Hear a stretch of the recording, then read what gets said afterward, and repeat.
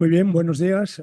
Buenos días a todos, tanto los que estáis aquí como los que estáis online. Bienvenidos a esta jornada que hemos titulado Paquete de hidrógeno y gases descarbonizados, medidas, próximos pasos e impacto en España. Como veis, un título bastante largo, ¿no? Título bastante largo, pero yo creo que refleja bien el interés de esta jornada y el momento en el cual estamos de transposición de todo aquello que se va a aprobar, supongo, en los próximos días o en los próximos meses, el próximo mes, ¿no? Yo creo que es el último que tenemos, abril, para este asunto antes del Parlamento Europeo se disuelva, pero yo creo que estamos en esta situación, todos estos gran despliegue legislativo que se ha hecho en los últimos años, pues traducirlo y transponerlo, o bien lo que sea de aplicación directa a la legislación, en nuestro caso española, ¿no? Así que yo creo que por eso hemos escogido un poco este título que resume todo. Bueno, muchas gracias a todos los que estáis aquí, muchas gracias a Joan Batalla y a Sedigas, que siempre ayudamos y trabajamos conjuntamente en estos casos que afectan a los sectores de forma significativa como hay, a José Luis Gil, el nuevo director general de gases renovables, de felicitarle, ¿no? Yo creo que a sus años, como él dice, lo coge con una ilusión importante en esta nueva responsabilidad dentro del grupo Naturgy. Enhorabuena, José Luis, y que sea para bien, como todas estas cosas, ¿no?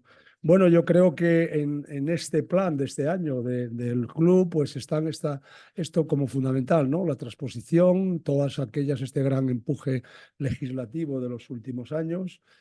Tanto, oye, podemos ver la red 3 de renovables, podemos ver las dos de eficiencia energética, una nueva reformada y otra nueva como la de edificios, el reglamento del mercado eléctrico, muchísimas opciones que se han ido trayendo a lo largo, una de ellas estas, que Pilar nos explicará estupendamente, para la transposición o la aplicación dentro del entramado jurídico español, ¿no?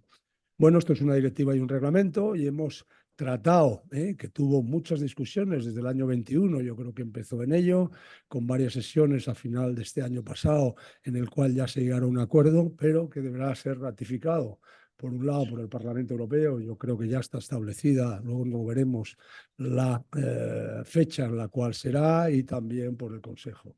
Por tanto, al final tendremos todo un bloque que será incorporado a la legislación española dentro del mismo y que no estuvo exento de discusiones, de acuerdos, como el unbundling, como el crear el mercado de hidrógeno, como sucesivas los peajes, etcétera, muchísimas cosas que iremos viendo a lo largo de esta jornada, que por eso la hemos hecho así un poco tan larga y con tantos ponentes, me decía alguien, ¿no? Bueno, hemos querido verlo desde el punto de vista del Ministerio Español, cómo lo va a transferir, desde el punto de vista del rapporteur, que lo tenemos ahí, que es un diputado del Parlamento Europeo, estará online desde allí del SPD, desde el punto de vista de la CNMC, que tiene mucho que opinar en este campo, desde el punto de vista de la transmisión, el gestor técnico del sistema de gas e hidrógeno, que tenemos aquí a María, y también desde el punto de vista de la distribución y desde los consumidores, ¿no? Yo creo que son todos los campos para ver este área. El mercado, se me olvidaba, el mercado de gas o de hidrógeno en el futuro, que se me olvidaba, y por tanto la idea que tienes de cómo se hará la transposición, como lo veis, en estos márgenes, y esto es lo que estaremos viendo este tiempo. Así que por nuestra parte nada más desde el club, esperamos que os sea útil. Mañana tenemos dos cosas también, ahora parece que se nos ha acelerado en el mes de marzo, ¿no? Una, la presentación del informe de renovables, que tiene una componente, incluso el último informe de renovables de la Agencia Internacional de Energía tenía un apartado importante de biogás y de gases renovables. Y tenemos también luego una presentación de un informe de Green Jobs hecho por Manpower y CEPSA, que presentaron en Davos, sobre las posibilidades en el empleo de todo este campo que estamos ahora, otras dos visiones diferentes de tal. Nada más por nuestra parte del club, y darle la palabra a Joan Batalla, el presidente de Sedigas. Joan, aquí te dejo y continuamos.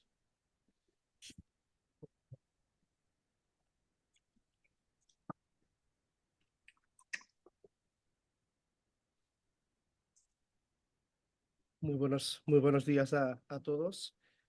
y bienvenidos a esta jornada que, como muy bien explicaba Arcadio, sin duda pone el foco en una cuestión de gran relevancia: gases descarbonizados, hidrógeno, el paquete del gas. Permitidme que empiece agradeciendo al club. La verdad es que siempre es un placer organizar una jornada conjuntamente. Gracias por la cálida bienvenida, disponibilidad y colaboración que siempre os caracteriza. Y la verdad es que agradecer obviamente a nuestro socio, la colaboración, a Naturgy, de esta jornada. Una jornada que sin duda es de gran relevancia, en la medida que nos debe permitir adentrarnos en una de las piezas legislativas clave más relevante dentro del Fit for 55. El papel de los gases renovables, piedra angular para la definición de un futuro energético más sostenible, robusto, y donde sin duda las infraestructuras, los nuevos mercados del gas, el papel del consumidor empoderado, esos gases renovables, sin duda van a reforzar la situación energética a nivel global. Un paquete del gas, lo decía Arcadio, que ha tenido su recorrido que empezó a finales del 2021 y nos encontramos ya en estos momentos en la recta final, después de que en noviembre, diciembre, hubiera un acuerdo político por parte del Consejo y por parte del Parlamento, pero donde sin duda todavía queda la ratificación definitiva que veremos en los próximos meses. Yo quisiera, voy a ser breve, quisiera agradecer a todos los expertos del mundo de la empresa, mundo académico, mundo regulatorio, de la administración, que sin duda enriquecerán ese debate en una pieza legislativa tan relevante. Y no quisiera finalizar sin algunas reflexiones por mi parte, tres reflexiones sobre la importancia, la relevancia de este paquete legislativo. Sin duda es un hito sin precedentes en la política energética europea, en la medida que tiene que actuar como actor catalizador de la redefinición de ese nuevo escenario energético, del modelo de producción, el modelo de consumo para las próximas décadas. Una propuesta legislativa que sin duda abogará por la seguridad de suministro, por la diversificación de las fuentes de aprovisionamiento, por una apuesta decidida por las fuentes autóctonas, y donde sin duda la solidaridad entre los Estados miembros estará presente en toda la definición de ese paquete legislativo. Un paquete legislativo, y la segunda reflexión, donde ocupan un papel protagonista imperativo los gases renovables, el hidrógeno renovable, el biometano, es decir, propuestas de descarbonización de nuestra matriz de energía final, y donde los gases renovables son pilares sobre los que se edificará ese proceso de transición energética, y para el que España, no hace falta decirlo, cuenta con un enorme potencial para convertirse en un punto de referencia.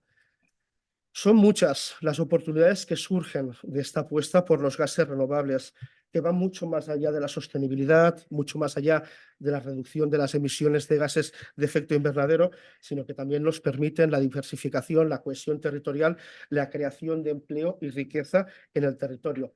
Y donde sin duda estamos ante un momento de redefinición de ese modelo energético, de forma que a través de una política energética inclusiva nos permita reforzar nuestra autonomía, reforzar nuestra seguridad de suministro y, como decía antes, posicionarnos como un país líder hacia el resto de Europa.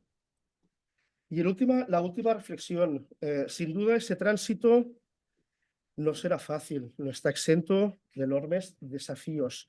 La transposición de todos los contenidos de esa directiva al marco normativo, sin duda, nos requerirá al conjunto de los actores que formamos parte de esa cadena de valor del gas un esfuerzo conjunto, donde cada uno de estos actores tendremos un papel crucial a desempeñar para garantizar la integración y la permanencia en el mercado de todos esos gases renovables, garantizando lo que es la seguridad y la competitividad. Sin duda, es el momento de actuar, de colaborar y de innovar. Y jornadas como esta nos deben permitir trabajar conjuntamente en esa tarea conjunta, compleja, pero donde tengo toda la garantía y toda la seguridad, y con ese trabajo colaborativo entre todos los agentes, sin duda será un éxito. Y donde jornadas como esta, sin duda, nos deberán permitir adentrarnos en esos detalles para seguir trabajando de forma responsable, continuada, con ese compromiso de la descarbonización. Muchísimas gracias.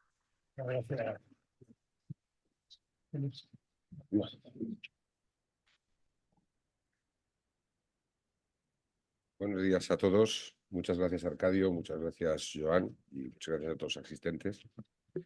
Como decías, es casi mi primera aparición como director de Gases Renovables, con lo cual juego el partido en esta casa que es en casa y además en un terreno del que sé muy poco porque acabo de llegar, sé más de mercados, de regulación. O sea que me perdonáis si queréis. Si me voy mucho a la regulación o a los mercados y hablo un poco menos de la química de esto, ¿vale? Espero no hacer spoiler a nadie que venga después y si es así me lo perdonáis. Pero yo creo que hay tres aspectos claves en la regulación de estos paquetes, que definiría el primero es las medidas de protección al consumidor y las reglas para la fijación de tarifas reguladas. Es decir, esto en el mercado eléctrico existía, en el mercado del gas no existía. Obligará a una adaptación, incluso algunos debates.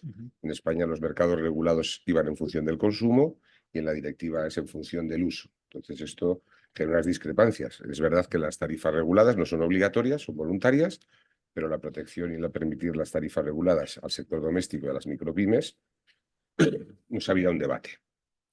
La siguiente, que creo que es importante, es que se establece las bases para la descarbonización del sistema gasista.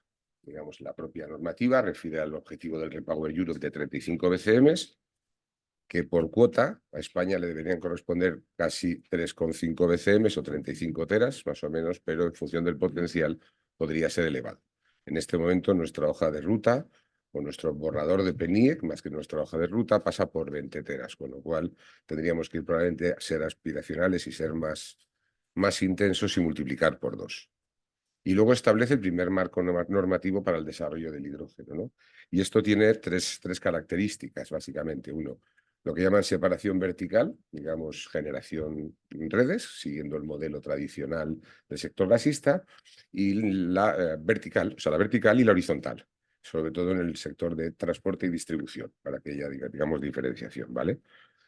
Aparecen unos periodos transitorios hasta que esto se desarrolle, marca unas guidelines de cómo deberían ser los peajes, muy similar al sistema gasista, y lo que en mi opinión es más importante es que se separa el sistema gasista del hidrógeno, aunque todos sean gases, del gas natural, sea con biometano, lo que es las redes.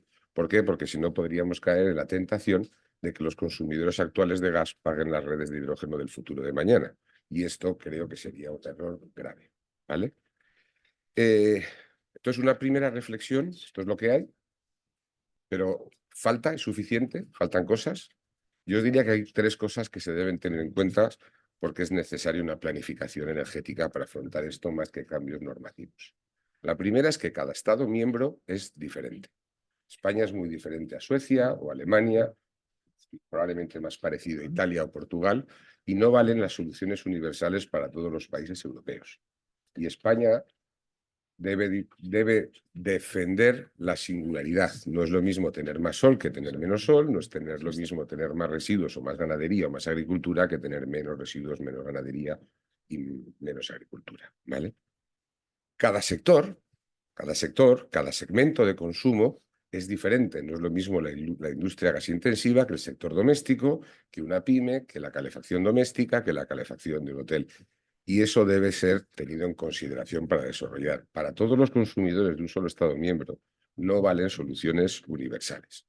Y por último, y permitidme, que cada energía renovable tiene sus ventajas y sus pocos inconvenientes, pero tiene sus características en cuanto a lo que se llama producción, almacenamiento y forma de consumo. Y eso también debe ser tenido en cuenta, de tal forma que una planificación eficiente debería machear la energía que tenemos y los consumos que tenemos, donde es más eficiente destinar una cosa a cada una de las cosas. El todo vale para todo, es ineficiente en costes. Y si queremos tener una transición eficiente en costes, es la única forma de tener una transición justa para las familias y que garantice la competitividad industrial. De no hacerlo, los costes los acabarán pagando siempre los consumidores y creo que esto es relevante, ¿vale? Y permitidme entrar un poco en el detalle sobre las energías y sus vectores. En general tendríamos dos fuentes de energía renovables, serían sol y viento, cuasi primarias, y el gas renovable, también cuasi primaria, ¿vale? Y dos vectores de transporte, de almacenamiento, energías secundarias, porque deben ser sometidas a un proceso, el hidrógeno y los biolíquidos, los biofueles. De biofueles no sé nada, o sea que me quito un charco, ¿vale? Entonces voy a empezar por las renovables eléctricas. La electricidad es una energía que se maneja muy sencilla y el sistema eléctrico tiene dos características que parecen no se tienen en cuenta en el debate y que en mi opinión son esenciales. Una es el par energía-potencia. No es lo mismo un consumidor que utilice su potencia contratada a 1000 horas que 400, y no es lo mismo la producción y el consumo. Estamos viendo vertidos, ¿y esto qué significa? Las renovables tienden a producir más en verano y los consumos se incrementan en invierno. Nos vamos a dimensionar para verano, para primavera o para invierno. De hecho, que lo que estamos viendo ahora, que sin ser excesivos, estamos teniendo vertidos y salimos sistemáticamente en los periódicos. Entonces, estos dos pares, y sobre todo el segundo, porque en el mundo eléctrico el almacenamiento de energía estacional simplemente es imposible. O sea, es imposible, desde un punto de vista eficiente en costes, almacenar los excedentes de energía eléctrica que tenemos en marzo o en mayo, o que tendremos en junio, y utilizarlos en noviembre o diciembre. No existe. Se podría cargar una batería una vez al año, pero es mejor no hablar cuánto costaría ese ciclo de carga una vez al año. Con lo cual, es imposible. Entonces, hagamos un ejemplo en la calefacción doméstica, para que tengáis un poco la idea. El peaje que estamos pagando en nuestras casas en términos medios por una vivienda familiar media son 75 euros megavatio hora eléctrico. Y una familia media utiliza la potencia que tiene contratada el equivalente de 1000 horas. ¿Vale? Si esto lo utilizamos en calefacción, no pasaremos de 400 horas al año. Luego el peaje equivalente no serán 75, serán del orden de 200 euros megavatio. Estamos pensando en energías fotovoltaicas y eólicas con un coste de producción, un LCOE o como le queramos llamar, entre 40 y 50 euros megavatio hora. Pero esas energías que producen 2000 horas y las dedicamos para la calefacción, que es cuando hace falta, sus horas de funcionamiento serán del orden de 700, de ahí vendrán los vertidos, con lo cual su coste se multiplicará por 3 y no serán 40-50, sino que serán 150. Entonces, si hacemos números para ver cuánto cuesta la calefacción, no los debemos hacer con los 40 más 75, sino con los multiplicado por casi por 3, al que deberíamos sumarles el coste de almacenamiento en baterías, porque cuando se va el sol querremos seguir teniendo calefacción. Entonces, este es el ejercicio que yo pido y que creo que es necesario. El hidrógeno nos pasa parecido. Si dedicamos renovables para el hidrógeno, si dimensionamos las renovables para que las máquinas de hidrógeno funcionen en invierno, tendremos vertidos en primavera, y si las dimensionamos para que funcione en primavera, tendremos hidrolizadores parados en invierno.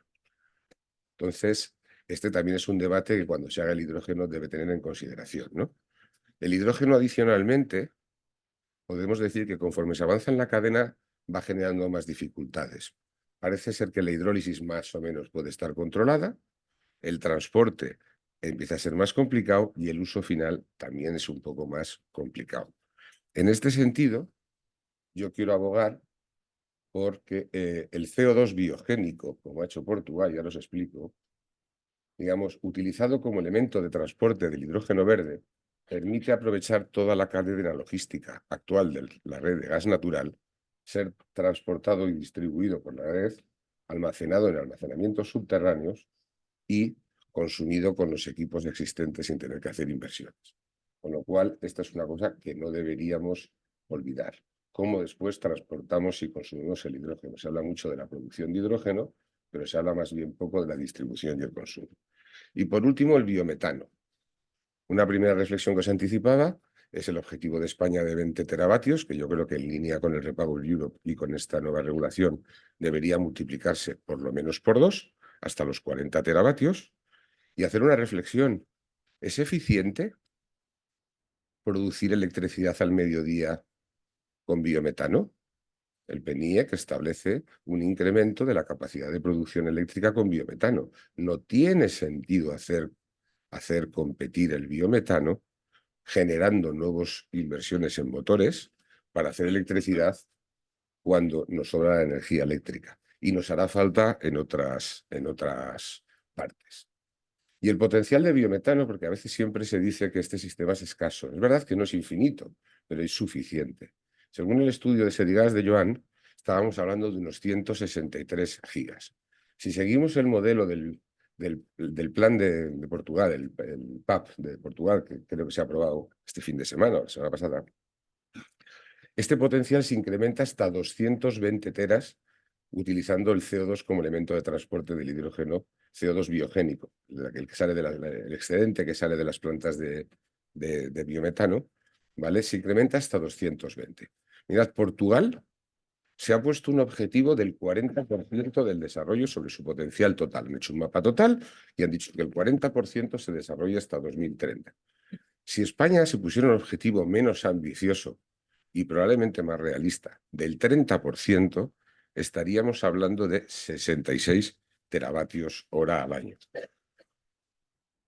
La demanda residencial de la que os hablaba antes son apenas 40-50 teravatios hora de consumo, con un potencial de 66 al 30% y con 35 teras de almacenamiento subterráneo para poder guardar la producción en verano, que no se utiliza para el ciclo de calefacción, y ponerla en invierno, en el 2030 España tendría el potencial de descarbonizar el 100% del sector doméstico y todavía le sobraría biometano.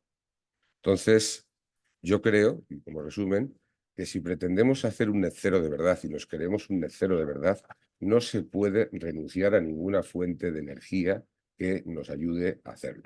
Si además nos lo creemos y queremos ser eficientes y tener una transición justa, lo que debemos hacer es ser eficientes en costes en el diseño y dedicar cada energía a lo que mejor se machea las características de la generación con el consumo.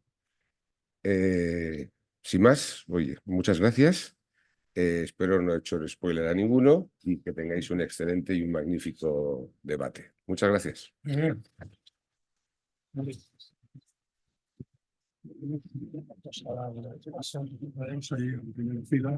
Yo soy. Presento a...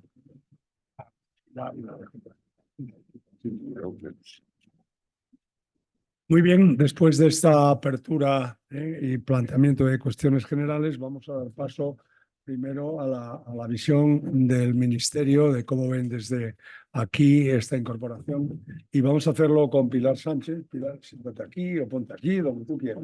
Sí, sí, Pilar Sánchez, te dejo si quieres sitio, que es su directora adjunta de la Subdirección General de Hidrocarburos y Nuevos Combustibles. Ella y su subdirector general, José Luis, que siempre colaboran sustancialmente con nosotros en esto. Es ingeniero industrial y es del Cuerpo de Ingenieros Industriales y lleva ya un cierto tiempo en la subdirección, ahora llamada Hidrocarburos y Nuevos Combustibles.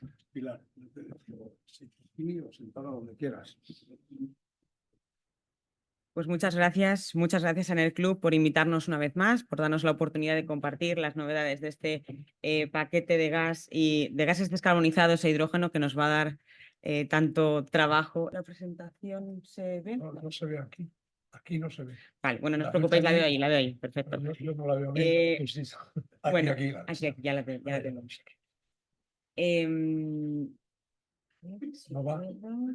Tienen que darle. Sí, no, si es que no. Va, Ahora sí. Vale. Ahora, perfecto. Bueno, como ya han adelantado Joan y también José Luis, la Comisión en 2021 anunció esa consulta pública para redactar lo que sería el nuevo paquete de gases descarbonizados, precisamente siguiendo esa intención que ya manifestaba en el paquete Fit for 55 para tratar de descarbonizar no solamente los consumos, sino también todas las redes. Y en ese sentido, durante 2 años de negociación se han estado atajando aquellas cuestiones que resultaban de mayor relevancia para dar una certidumbre que viene necesitando el sector desde hace ya más de 3 años en los que llevamos trabajando con el sector del hidrógeno. Así, en diciembre del año 2023, en este pasado diciembre, Consejo y Parlamento alcanzaron un acuerdo sobre el texto y actualmente estamos esperando a esa ratificación y a esa publicación que esperamos a partir de mayo de este año. A partir de mayo de 2024. Pues bien, ese paquete de gases descarbonizados se refleja en una directiva y en un reglamento. Una directiva sobre las normas comunes para los mercados interiores del gas natural, gases renovables e hidrógeno, que recoge, entre otras disposiciones, las reglas generales para la organización del mercado, las medidas de protección de los consumidores, la definición de cómo se va a establecer ese acceso a terceros a las infraestructuras, reglas aplicables a los operadores de transporte y almacenamiento de gas natural y también terminales de GNL, distribución, reglas para la distribución de gas natural y también hidrógeno, reglas aplicables específicamente a las redes dedicadas de hidrógeno, planificación integrada de las redes, separación de actividades de los operadores, entre otros. Por su parte, el reglamento, amén de otras disposiciones, se focaliza en la seguridad de suministro. En esta presentación nos vamos a centrar primero en destacar cuáles van a ser las principales medidas, las principales novedades que presenta, por un lado, la directiva y, por otro lado, el reglamento, para poder después trasladarlas al ámbito nacional. Pues bien, en cuanto a la directiva, las principales novedades se presentan en torno a 3 materias. La primera de ellas es la integración de gases renovables, que sin duda es la más novedosa entre todas. En cuanto a esa integración de gases renovables, hablaremos de la certificación de gases hipocarbónicos, también de las medidas de apoyo al biometano como uno de los principales agentes en este paquete, y también en la regulación del hidrógeno, que se establece ad hoc por primera vez en este paquete. Por otra parte, hablaremos también del procedimiento de autorización, donde se han establecido unos plazos muy ambiciosos. Y, por último, las provisiones en materia de protección a los consumidores. En cuanto a esa certificación de los gases renovables, para ya entrar en materia en ese modelo de integración cada vez más ambicioso de los gases renovables, hablamos de la necesidad de certificar esos combustibles hipocarbónicos. Como todos sabéis, la Directiva de Renovables del año 2018, la Directiva 2018/2001, establecía el mandato a la Comisión Europea de fijar, a través de un acto delegado, cuáles iban a ser esos condicionantes que tendría que cumplir el hidrógeno para ser considerado hidrógeno renovable. Ese mandato se reflejó en el acto delegado publicado en febrero del año 2023, donde se establecían criterios no solamente de correlación temporal y también geográfica, criterios de adicionalidad, sino también se acompañaba con un acto delegado de metodología que complementaba el anterior y que nos permitía identificar perfectamente qué es lo que íbamos a considerar como hidrógeno renovable. Pues bien, eso pasaba con el hidrógeno renovable, pero nos quedaba por definir cuáles eran el resto o qué condicionantes tendría que tener el resto de los hidrógenos producidos. Y en ese sentido, esta directiva pone remedio a la situación, estableciendo en el artículo 9 el mandato también a la Comisión de fijar un acto delegado que establezca cuáles van a ser esos requisitos que van a tener que cumplir los gases hipocarbónicos. Pero hay que tener en cuenta una serie de parámetros antes de fijar ese acto delegado. La propia directiva establece que el acto delegado tiene que ser coherente con las medidas de descarbonización, es decir, tiene que ser coherente con lo que ya con los principios establecidos para el hidrógeno renovable y con el compromiso europeo de descarbonización. Y en ese sentido da una señal en cuanto a la reducción de emisiones que tendrán que alcanzar al menos un 70% de lo establecido. Este acto delegado tendrá que entrar en vigor en torno a 12 meses después de la aprobación de la directiva.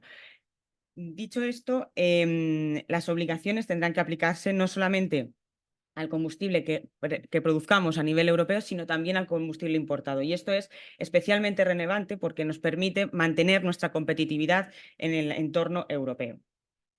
Las siguientes de las disposiciones son las medidas, las novedades referentes al apoyo al biometano. Como todos sabemos, el gas natural sigue jugando un papel fundamental en los consumos energéticos de nuestros hogares y también de nuestra industria, y a ese respecto sabemos que necesitamos una energía que sea capaz de mantener esas infraestructuras que a día de hoy tenemos al tiempo que descarbonizamos. Y en este sentido, el biometano juega un papel crucial en esa descarbonización. Pues bien, en esa materia, en ese ámbito del biometano, la propia directiva establece una serie de disposiciones concretas, de actuaciones concretas para los Estados miembros. La primera de ellas es la obligación de proporcionar un marco regulador propicio para las instalaciones de producción relativo a las tasas de conexión a las redes de transporte o distribución. En ese sentido, lo que tratamos es de fijar reglas claras para que se puedan permitir los puntos de acceso de manera controlada entre las plantas de producción a las tradicionales redes de transporte y distribución gasistas. La segunda de las actuaciones se permite a los Estados miembros dar prioridad de conexión a las instalaciones de producción de biometano frente a otro tipo de recursos energéticos. Y esto es claramente la principal medida para la descarbonización de esas redes. A ese respecto, se fijarán unos plazos razonables para evaluar las solicitudes de inyección y que efectivamente se pueda mantener la transmisión a través de las redes. La tercera de las actuaciones es que la Comisión apoyará el desarrollo de gases renovables, en concreto, como todos sabemos, hidrógeno y biometano, en las regiones carboníferas, es decir, en aquellas que dependen fundamentalmente de combustibles fósiles, de combustibles tradicionales. Para así poder permitirles o facilitarles, mejor dicho, elevar su cuota de energías renovables, especialmente en procesos industriales, en procesos de calefacción y en almacenamiento energético. También la directiva establece que la Comisión podrá adoptar actos de ejecución que establezcan especificaciones comunes que faciliten la integración eficiente de grandes volúmenes de biometano en las redes de gas natural. Esta medida está relacionada con la que definíamos en el punto segundo y refleja una vez más cuáles van a ser las pautas que debemos establecer para esa inyección, para esa descarbonización de las redes.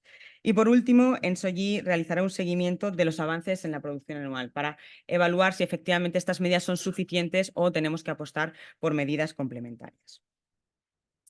Una vez definida la parte de la certificación, los gases descarbonizados, también el ámbito del biometano, pasamos a hablar en concreto de cuáles van a ser las medidas establecidas para el hidrógeno, que supone la principal novedad en el sector. Y es aquí cuando fijamos ese marco regulatorio ad hoc, esa necesidad, esa certidumbre que se requiere para poder seguir avanzando en el desarrollo de este sector. Pues bien, entre las materias que se pronuncia esta directiva se encuentran la topología de las redes, también aparece el acceso a infraestructuras, la definición de una entidad en SOH y también la entidad de distribución, el régimen de separación de actividades y la planificación, que vamos a detallar cada una de ellas.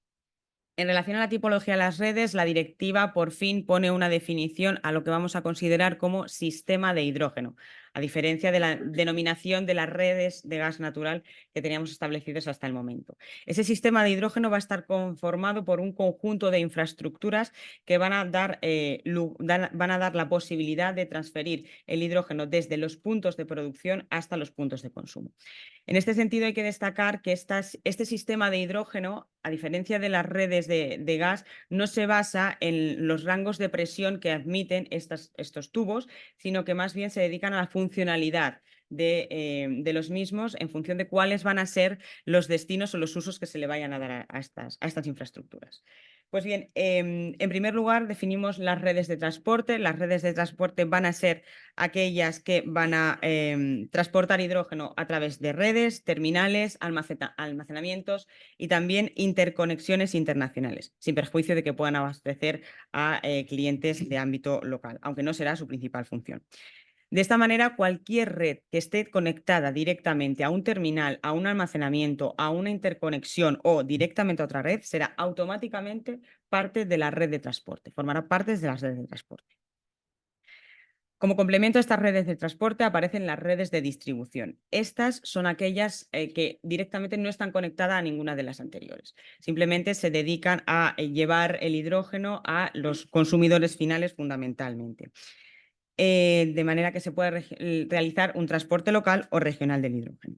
También la directiva define las redes ya existentes, es decir, aquellas que se han estado instalando antes de la aprobación, de la aprobación y de la transposición de la directiva. Y es aquí donde entrarían las líneas directas o las canalizaciones aisladas que veníamos recogiendo en la ley del sector de hidrocarburos, en esas modificaciones que daban pie a la inclusión y a la definición de las mismas. Por su parte, también están las redes limitadas geográficamente. Estas tienen una operación muy concreta y es que se limitan al ámbito de una zona comercial o industrial y no están conectadas a otras redes. Y esto es de principal relevancia. En este sentido, para estas dos tipologías de redes, tanto las redes existentes como las limitadas geográficamente, los Estados miembros pueden conceder ciertas prerrogativas, ciertas exenciones, siempre bajo las condiciones de la directiva. Y esto nos permitirá, de esta manera, seguir utilizando aquellas que ya estaban definidas en la ley del sector de hidrocarburos y que comentábamos anteriormente. También formarán parte del sistema de hidrógeno los almacenamientos de gran tamaño, en particular los subterráneos, aquellos de menor tamaño y fácilmente replicables, y las terminales de hidrógeno, siempre que sean utilizadas para la inyección en red. Como podéis ver en la gráfica, hay identificados una serie de individuos en parte de estas infraestructuras. Eso se refiere a que efectivamente habrá, o la directiva prevé la habilitación de gestores de las redes, tanto de las redes de transporte, distribución, terminales y almacenamientos, que serán encargados de garantizar el buen funcionamiento de los mismos, ¿vale? Y en ese respecto, pues aparece la figura del gestor de la red de transporte, los gestores de la red de distribución, el gestor de la red de almacenamiento de hidrógeno y los gestores de los terminales de hidrógeno. En cuanto a cómo se va consolidando esa diferenciación entre las redes de gas natural y el sistema de hidrógeno, primero estableceremos cómo va a ser el acceso a esas infraestructuras. El acceso podrá ser regulado pero antes del año 2033, pero será a partir de este año cuando se establezca esta disposición al respecto, no solamente en las redes dedicadas, sino también en las instalaciones de almacenamiento. En este sentido, también en cuanto a las terminales, se podrá fijar un acceso negociado o un acceso regulado, pero en este caso sin ninguna fecha límite, como sí que se establece para el almacenamiento y las redes dedicadas. Por su parte, en cuanto a la red de gas natural, por un lado se fija que los Estados miembros deberán facilitar el acceso de gases renovables e hipocarbónicos al mercado y también a través de la infraestructura de transporte y de distribución. También se establece que los gestores de las redes garantizarán la capacidad firme para el acceso a las instalaciones de producción. De esta manera evitamos el que los proyectos se sobredimensionen y en ese caso también la directiva establece procedimientos que garantiza el flujo reverso en aquellas infraestructuras, en aquellas instalaciones que tienen una capacidad superior a las que la capacidad de la red les permite inyectar.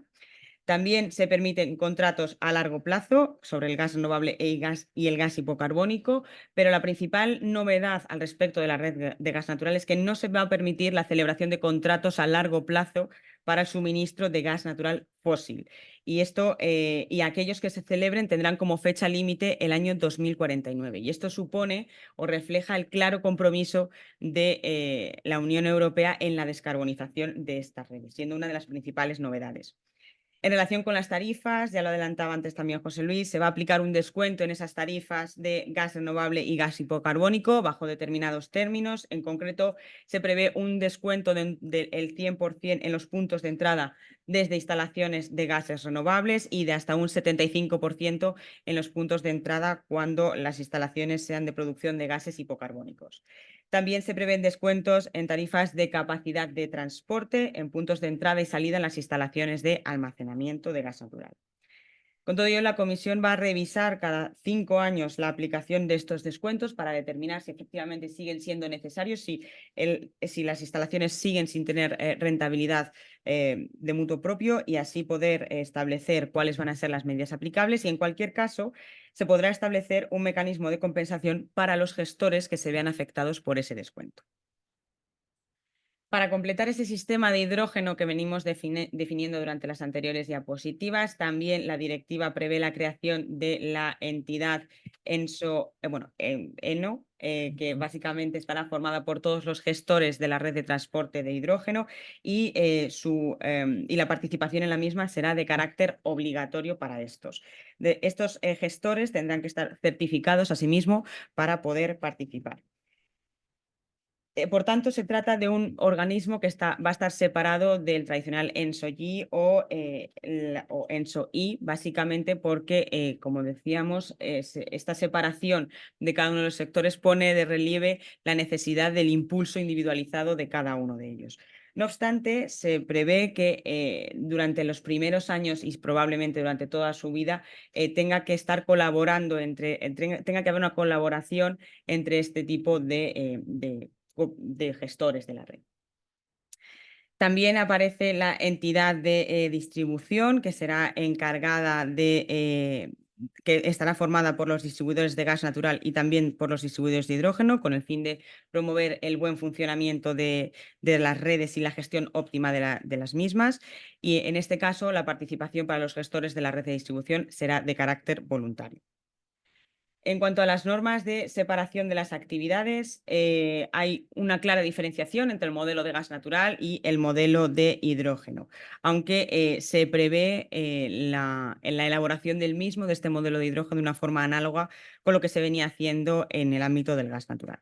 En materia de separación vertical, se establecerá por defecto el modelo OU, Ownership and Bundling, que obliga a separar las obligaciones, las actividades de transporte y distribución de las de producción y suministro.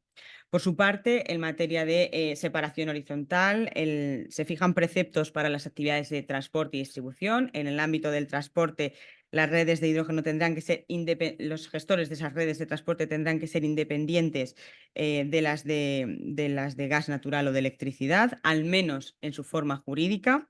Y en el caso de la distribución, se establece una separación horizontal y en este caso, al menos en la personalidad jurídica, la organización y la toma de decisiones.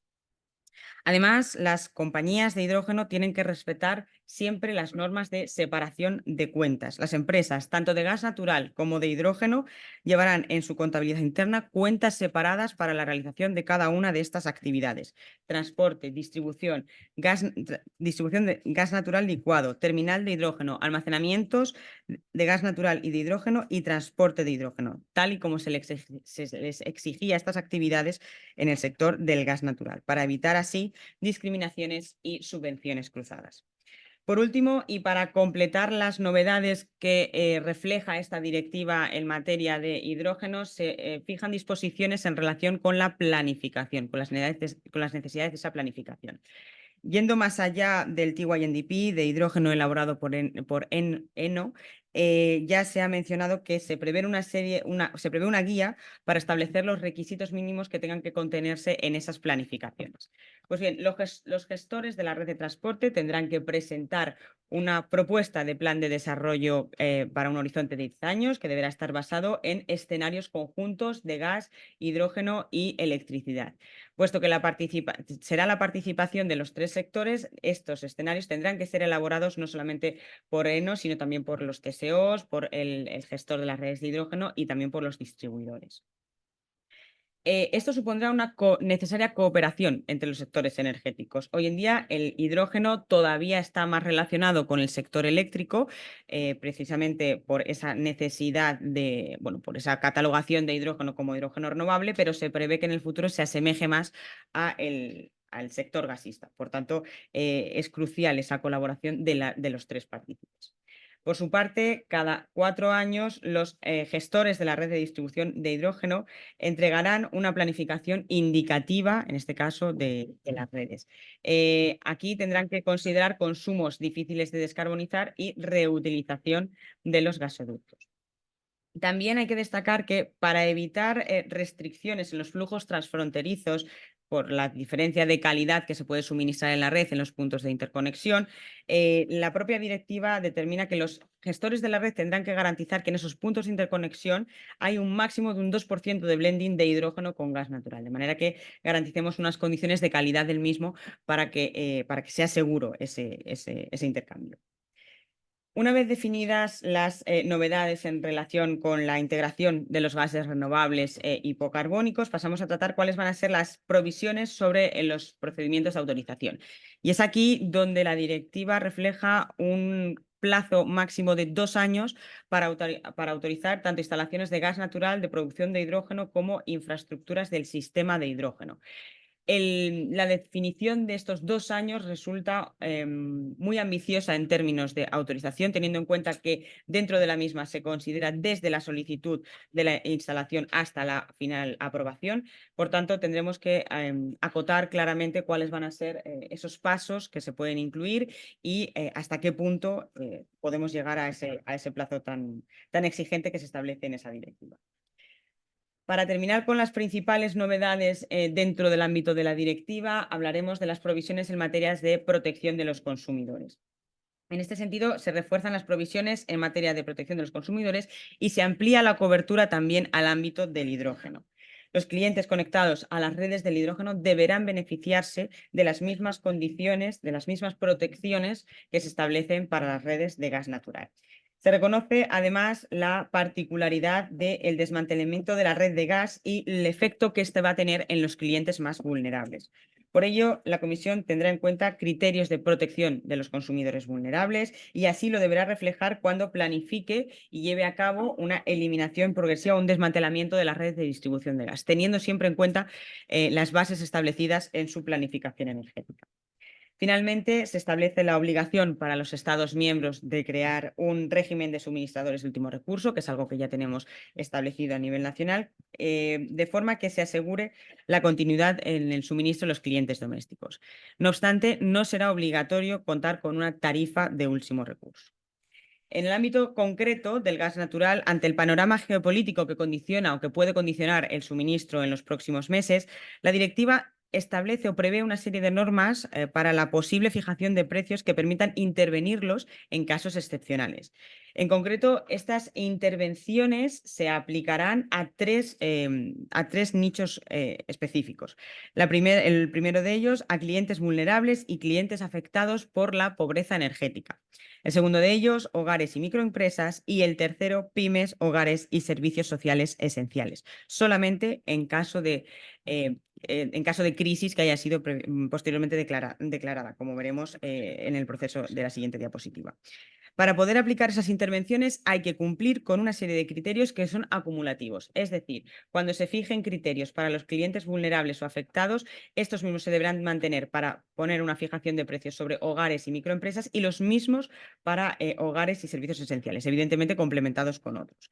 En concreto, para los clientes vulnerables o clientes afectados por la pobreza energética, es necesario que estas intervenciones estén, por un lado, limitadas en el tiempo, que garanticen la igualdad de acceso a todas las comercializadoras, que no obstaculicen el phase-out del gas fósil, que evalúen el número de hogares en situación de pobreza energética tal y como refleje esa planificación, y en concreto el PNIEC, que recojan medidas que aborden la pobreza energética y también otros criterios que tengan, que tienen una menor relevancia. Además de esas intervenciones de precios que tendrán que ser con carácter transitorio, se pueden fijar para hogares y en general microempresas. Para este caso se tendrán que cumplir, además de las anteriores, el precio podrá estar por encima de los costes, tendrá que acompañarse de un conjunto de medidas que logre la competencia efectiva y no dará lugar a subvenciones cruzadas directas entre los clientes cuyo suministro está sujeto a precios del mercado libre. Todas estas intervenciones tendrán que ser siempre notificadas a la Comisión antes de que se lleven a término, antes de que se puedan aplicar. Adicionalmente, como novedad que ya venía adelantando, para aplicar estos precios, estas intervenciones, tendrá que declararse la situación de crisis. Y en ese sentido, se puede establecer tanto a nivel regional como a nivel de la Unión Europea cuando, por un lado, se den precios medios muy elevados en el mercado mayorista, que superen al menos en 2,5 veces el precio medio de los últimos 5 años y alcancen al menos los 180 euros por megavatio hora. También cuando se produzcan fuertes aumentos de los precios minoristas, lo que se espera que se vaya a mantener en al menos 3 meses. Esa declaración de situación de crisis tendrá que ser propuesta por la Comisión y aprobada por el Consejo de la Unión Europea y se limitará a un periodo de 1 año que podrá ser prorrogable durante periodos consecutivos de 1 año adicional. Durante este periodo, los Estados miembros podrán aplicar esas intervenciones públicas que comentábamos en la diapositiva anterior, no solamente en los clientes, sino también en pymes, hogares y servicios sociales esenciales, fijando, como decíamos, un precio o con la posibilidad de fijar un precio por debajo del coste. Ya en el ámbito del reglamento vamos a tratar muy brevemente las novedades en materia de seguridad de suministro recogidas en el mismo y que se basan en las medidas contra la crisis que fueron establecidas en el año 2022, originalmente con un carácter temporal, pero teniendo en cuenta la situación se han decidido prorrogar en el tiempo. Este reglamento va a ser complementario al reglamento 2022-2576, donde se recogían actuaciones inmediatas para paliar esa crisis grave en el suministro de gas natural. Este reglamento, el reglamento que ahora pertenece al paquete, pretende transformar algunas de esas medidas para darles continuidad en el tiempo y así, además, incluir o aplicarlas también a los gases renovables. Esto afecta en particular al mecanismo de agregación de la demanda y de compra conjunta, así como medidas de solidaridad adicionales en caso de emergencia. Por consiguiente, para evitar solapamientos en esas medidas establecidas en el reglamento del 22 y las previstas en este mismo reglamento, las disposiciones en materia de seguridad de suministro aplicarán a partir del 1 de enero del año 2025. En cuanto a ese mecanismo de solidaridad, las nuevas medidas aplicables en caso de emergencia tienen que garantizar el suministro de clientes protegidos a través de las fronteras, para lo que los Estados miembros tendrán que celebrar acuerdos técnicos, acuerdos jurídicos y también financieros, todos ellos previstos en sus planes de emergencia. En caso de que esos Estados miembros no hayan aprobado los acuerdos mencionados, tendrán que aplicarse las normas por defecto que se recogen en el mismo reglamento, con el fin de garantizar esa solidaridad efectiva. Asimismo, se va a ampliar ese alcance de la solidaridad también a países no directamente conectados. Y en este caso, la solidaridad de los Estados miembros se repartirán las cargas entre más Estados miembros participantes y facilitará el acceso de aquellos sin instalaciones de GNL al suministro mundial. En cuanto a las plataformas de compra conjunta y demanda agregada, la Comisión establece un mecanismo para la agregación voluntaria de todos los productos de la demanda y la compra conjunta de gas natural. La participación en este mecanismo no estará abierta de una forma discriminatoria a compañías de gas natural y empresas consumidoras establecidas en la Unión Europea, de manera que se permita la participación de todos estos. Se han establecido salvaguardas para impedir la participación de entidades rusas y bielorrusias en tanto que persista el actual conflicto. Y además, paralelamente, se habilita a la Comisión a crear un mecanismo que apoye ese desarrollo del mercado del hidrógeno. Y por eso decíamos que esa plataforma está abierta a todos los recursos energéticos. En el marco, y en concreto para el hidrógeno, en el marco de las actividades del Banco Europeo del Hidrógeno, que podrá estar en vigor hasta el año 2030. Con todo ello, buscamos incrementar la transparencia en el mercado, el proceso de facilitar ese proceso de descarbonización, proporcionar un mayor nivel de diversificación de las fuentes y ampliar las medidas de seguridad de suministro. Con todo lo anterior, se pretende conseguir un marco completo regulatorio que otorgue certidumbre al sector y que permita la convivencia entre todos estos vectores energéticos. Trasladando ya estas disposiciones al ámbito nacional, actualmente nos encontramos trabajando en la identificación de cuáles van a ser las actuaciones que tenemos que trasladar a nuestra regulación, donde ya se han dado algunos pasos. Comentábamos antes la modificación de la ley del sector de hidrocarburos, aunque tendrán que venir nuevas medidas a lo largo del año 2024-2025. En concreto, la entrada en vigor de este paquete se prevé en el año 2024 para la parte del reglamento, a pesar de que la parte de seguridad de suministro será el 1 de enero del 25, y la directiva tendrá que estar traspuesta 18 meses desde la publicación. Esto es aproximadamente mediados finales del 2025. En este sentido, tendremos que empezar a trabajar. ¿Y cómo lo haremos? Pues con una modificación. Al menos sabemos que tenemos que modificar dos de nuestras principales regulaciones, que es la Ley 34 de 1998 del sector de hidrocarburos y el Real Decreto 1434, donde se prevén los procedimientos de autorización. Sobre estos es previsible que en las próximas semanas salgan consultas públicas en las que pidamos la participación de los agentes para poder pronunciarse en cuanto a las necesidades, siempre en el marco de la directiva, y posteriormente tendrá que sufrir una modificación. Y con esto me despido. Muchísimas gracias a todos.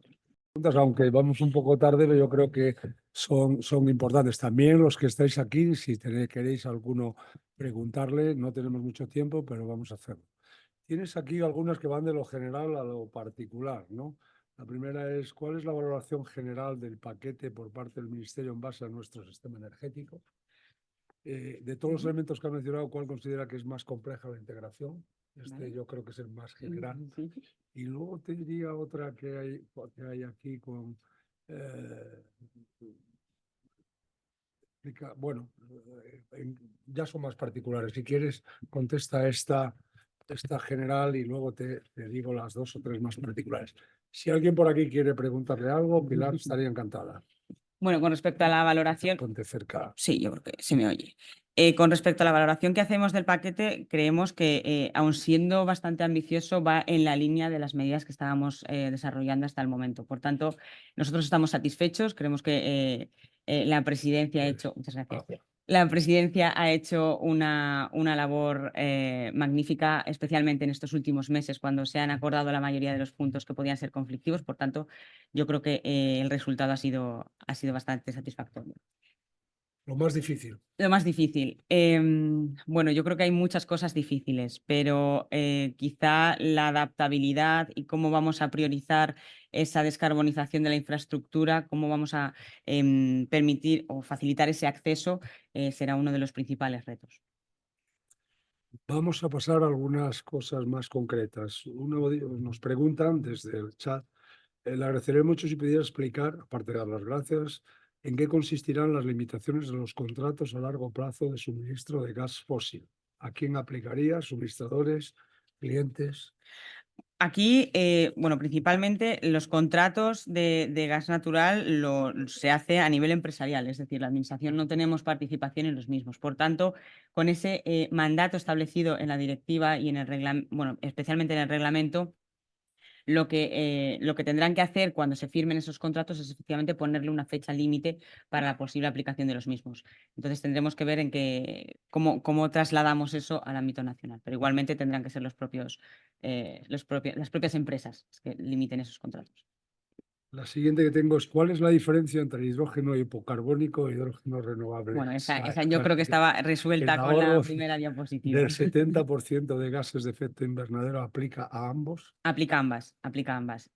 Con la diferencia de que básicamente es la procedencia de los mismos. El hidrógeno hipocarbónico podrá utilizar como materia prima previsiblemente gas natural, al que se aplica la reducción de emisiones, mientras que el hidrógeno renovable tendrá que ser a partir de electricidad. Otro tema que ha suscitado también mucho, ¿podría explicar lo del 2% de blending de hidrógeno? En la última revisión del reglamento se borra el artículo 20, que era el que mencionaba este 2%. Ese 2% está establecido, ahora no recuerdo el artículo, pero básicamente lo que nos permite es que podamos exportar o importar hidrógeno en condiciones de seguridad, de manera Pero que puedes tener menos en la red. el máximo es 2%. El máximo es un 2%. Pero puedes tener menos. Puedes tener menos. Ya. Y yo creo que hay alguna más por aquí. Bueno, la fecha prevista para transponer la directiva.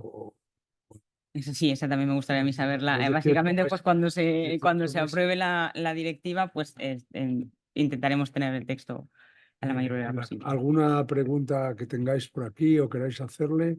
Identificaros con el nombre y hacerle la pregunta. Y yo creo que ya será la última, porque ya nos hemos pasado un cuarto de hora. La mía es súper rápida. Es más un comentario sobre esto último que hemos comentado. Gracias, Arcadio Pilar. Soy Pablo Cubels de Free Management Consulting. Y yo leyendo la directiva, como habla justo exactamente de importar, exportar hidrógeno en blending, habla de un máximo del 2% en cross-border points.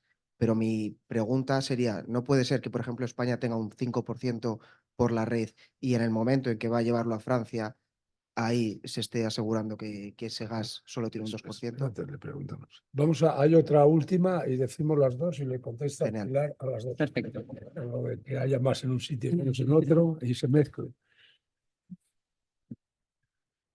Sí, José Manuel Pérez de EDP. Yo me preguntaba, uno de los principales puntos que queda pendiente después de este paquete es el tema de la certificación de los gases hipocarbónicos, que en el fondo entran en competencia directamente contra los gases renovables. Yo me preguntaba que cuál es la posición del Ministerio, si ya tiene alguna en relación a cómo tiene que ser este futuro mecanismo de certificación, si tiene que ser más estricto, menos estricto. En cuanto a la... Bueno, No sé. sí, empiezo por la de José Manuel y después continúo con la de Blending. En cuanto a la certificación, la propia directiva establece que se tendrá que verificar que es hidrógeno hipocarbónico a través de sistemas voluntarios, ¿vale? Que tendrán que estar reconocidos. Como sabéis, el compromiso que tenemos adquirido hasta ahora es la de descarbonizar a partir de gases 100% renovables. Por tanto, la cabida de estos gases hipocarbónicos tendrá que ser algo sobre lo que tendremos que decidir en los próximos años. Y en cuanto a la admisibilidad del blending, bueno, efectivamente la directiva se pronuncia sobre los puntos de interconexión. Más allá de eso, pues el gestor tendrá que definir cómo se va a poder, hasta qué punto podemos llegar en la admisibilidad de la red. Bueno, pues darle las gracias a Pilar. Gracias a Muchas vosotros. gracias, Pilar, por estar aquí, por responder a todo lo que te preguntan y por hacer esta labor didáctica que nos vendrá bien a todos. Muchas gracias, Pilar. Gracias a vosotros. Bueno, vamos a continuar con James Geyer.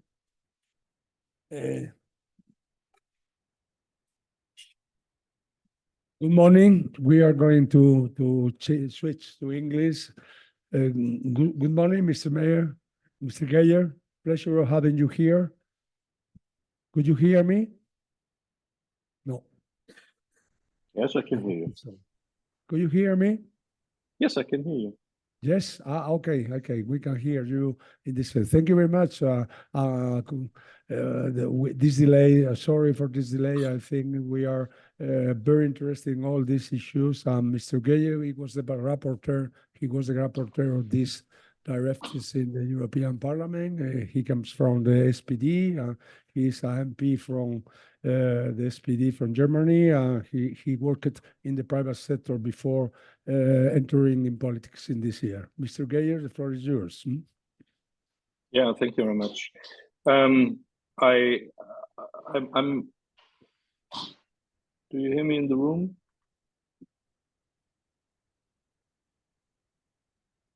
So I hope you can hear me. Do you need something? No, I'm okay, but I have the impression that you do not hear me.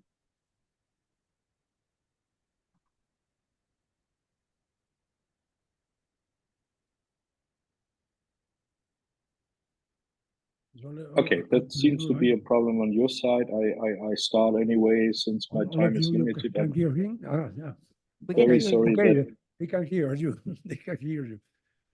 Okay, so I start over because unfortunately my time is a little bit limited. I have to catch a train to get to Brussels very soon, and that is a little bit the problem now. But on the other hand, I have listened to your conference since the beginning. There's very much I can add to details that has not already given to you, especially after the very elaborated presentation of Ms. Sanchez Garcia that very much touches all bases.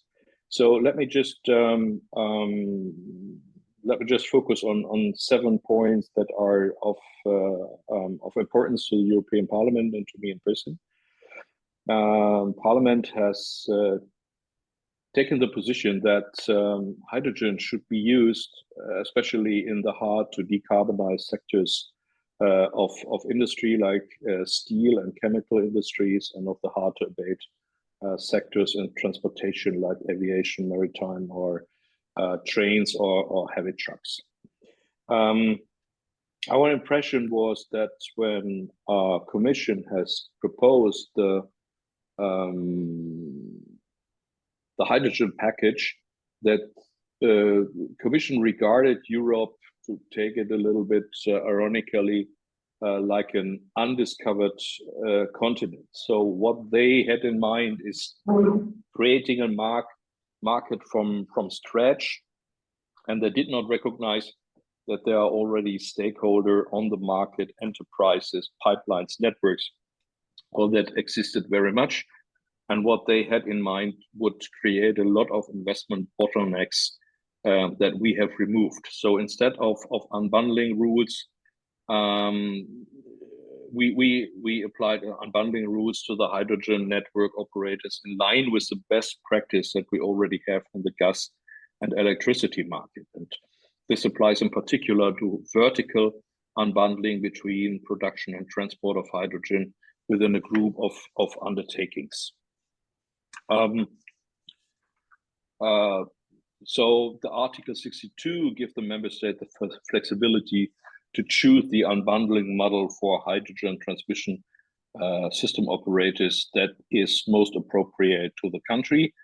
And we also reintroduced the distinction between hydrogen transmission and hydrogen distribution a large part of the distribution systems will become redundant in the future, but it would be very harmful to exclude the distribution level entirely from the developing hydrogen market. This is particularly important to for Germany and Austria. I have unfortunately no idea how this is in Spain, but in Germany and Austria, the transport distribution systems very often are in the hand of the local administration. So the basic idea is that we integrate all the players on the gas market to transform from natural gas to hydrogen. On horizontal unbundling, member states can now decide not to apply to the horizontal unbundling rules under certain circumstances. Horizontal unbundling provides that a hydrogen network cannot be operated by the same undertaking within a group of companies that also operates a natural gas or electricity grid. This means that the creation of a new company for the operation of the hydrogen network would be the result. It was the target of the parliament to make the bureaucratic burden to build this new component very, very, very low. So we hope that only a walk to the notary will be necessary. We improved the protection of consumers in the gas market. That's already been mentioned by Senora Sanchez Garcia, so that I do not have to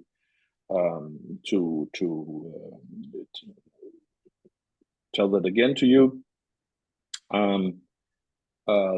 At Parliament's urging, the distribution network operators will have to ensure for network planning in the gas market for the first time. Our idea is that we look for sector integration here, and that the transport, the distribution network operators look for other possibilities they have to integrate distant heating, electricity like heat pumps into the transport network in order to make the most, give the most redundancy to natural gas transportation. We have a very robust grid planning for hydrogen against the initial resistance that we had from other institutions. In addition to the connection to local heating and cooling plants and the EED, so the Energy Efficiency Directive, we have also strengthened the integration of natural gas, electricity, and district heating, as well as the promotion of the most energy efficient solutions. And finally, for the definition of certification of low carbon fuels and low carbon hydrogen, we have enforced more reliable certification criteria by including a fossil fuel comparator. The calculation based on life cycle emissions ensures that low carbon fuels contribute to the reduction of CO2 emissions. We have already heard that the regulation will be valid in the moment of its final decision, what is due in the spring, in May. For the directive, the member states now have 18 months to adjust their national energy legislation to the decisions made in Brussels. Thank you very much for listening. Thank you very much, Mr. Geyer. We know you are in a hurry, but maybe there are some questions here or any questions to ask him. Something, maybe. Well, we started with delay. Are you completely sure it's going to pass in the next parliamentary section, this directive, or this is a political question? Yeah, I'm pretty sure, since I have the support of 5 of the 7 political groups in the European Parliament. So only the extreme right and the extreme left is not happy with what we have proposed. So the other 5 groups will make a very comfortable majority here. So there's a little bit of a question mark how the Greens will decide on that, because yes, we are also dealing with questions of natural gas here, what they do not like in particular. So they maybe a few persons who are concerned that the regulation, the directive we have made, is somehow prolonging also the use of natural gas. I don't share that, but I know that there will be a lot of members also in the Green Group who are happy with what we have proposed, so particularly my shadow rapporteur from the Greens. I did a lot to keep them on board, but at the end, if it does not make everybody happy, of course, in democracy, everybody has the right to decide otherwise, but I'm pretty sure that there will be a very comfortable majority. Okay, thank you very much. You are going to make it. I think there are big people, attending this conference, more than 300 people, very interested in all these things you were approving. Okay, thank you very much, and sorry for the delay. Bye-bye. My pleasure. Bye. Thank you very Bye. much. Okay. Bye.